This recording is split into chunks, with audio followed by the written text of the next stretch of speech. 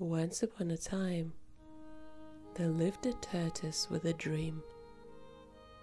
She lived in the enclosure made by human hands, same hands that brought her water and sweet crunchy lettuce every day. She would often move towards the back of her enclosure, squeeze her head back into her shell. She would close her eyes and evoke the beautiful dream which seemed to be born before her. She could not remember a day without that dream.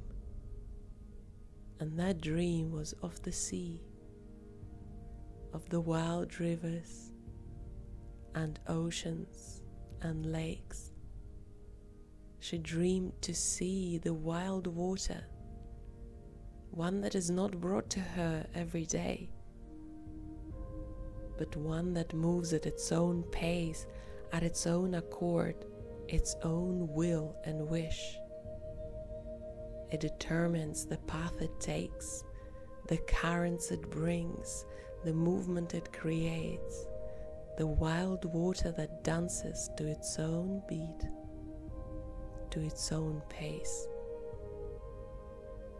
And one day, as the tortoise sat at the back of her enclosure, she noticed that one of the wooden planks came loose. Come through, she heard. She squinted her eyes and noticed rabbits on the other side. Come on, tortoise, come. They seemed so fidgety to her. There is no reason to rush, she said. And come to what? I have everything I need. Your enclosure the smallest of them all. How can you have everything that you need in this tiny little square? The rabbits were genuinely puzzled. They couldn't understand how would a creature like a tortoise, a wild creature, choose a square meter of a freedom that is offered. I have food. I am safe here. What do you have to offer on that other side? The tortoise asked them. The rabbits paused for a second. There was not much on the other side. It was just more of the same. You know, a bit of this, a bit of that, they said. We've got grass and plants and 2 cherry trees. There are some bushes and wild mushrooms. And what it is that you do in your place? The tortoise asked the rabbits. And they told her all about their play and jumping and running, hiding in the sweet tall grasses, and playing hide and seek for half of the day. That all seemed very busy to her. She couldn't wait to tell them about her dreams. So when the rabbits asked her, she smiled and revealed her dream of the wild water. I spend most of my time dreaming, she said proudly. But that did not seem to impress rabbits. What a useless thing to do, they said. Why would you spend all of your time dreaming when you could be playing and running and enjoying life? But the tortoise had a lot of patience, so she looked kindly at the rabbits and told them all about her dreams, about the sound of crashing waves, about the currents in the rivers, about the movement and the dance, about the colors and the depth and the peace that water always offered her. And truly, I don't even remember why I have those dreams, she said. Perhaps I might have been in that water when I was young, or perhaps it comes from elsewhere, but that is the most cherished thing I have. A dream.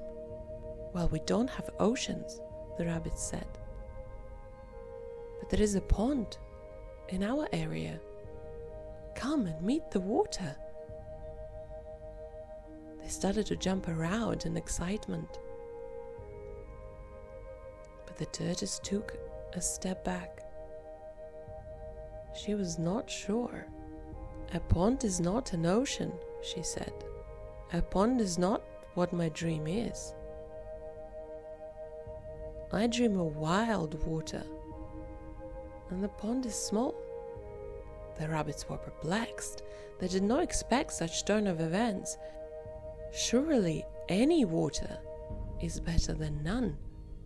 I don't want to give up my dream, the tortoise said and turned around. And so rabbits left, and they left tortoise with pondering. For the next couple of days she was preoccupied with their conversation.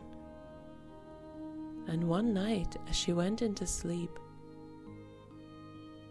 she saw a little drop of water fall on the ground in her dream,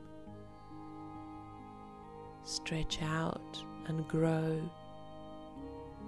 and become a puddle, a pond, a lake. And then the winds came and moved the water into the river. And then the rivers came together into the ocean. And that was her dream.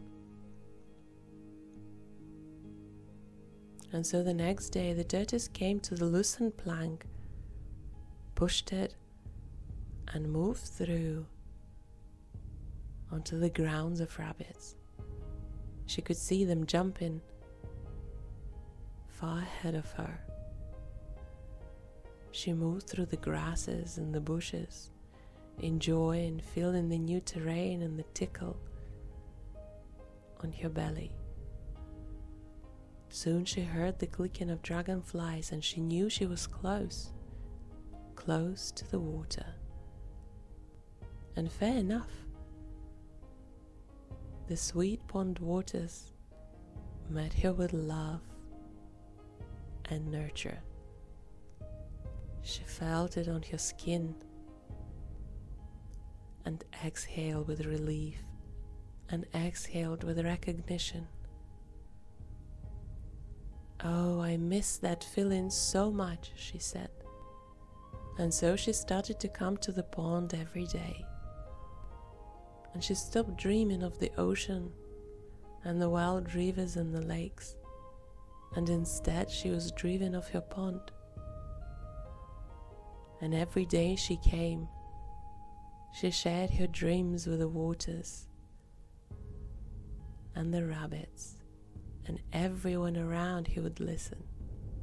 And she started to tend to that place. It might not be as big as in my dreams, she said once, but it's so much better, for it is real. It is here, and it is true. And I love it, for it brings so much joy and peace to me, in a way that a dream cannot. And yet occasionally, a dream about the raging waters of the ocean would creep back in, so much so that she started to look around for more loosened planks of wood and the next place that might hold more water for her to explore.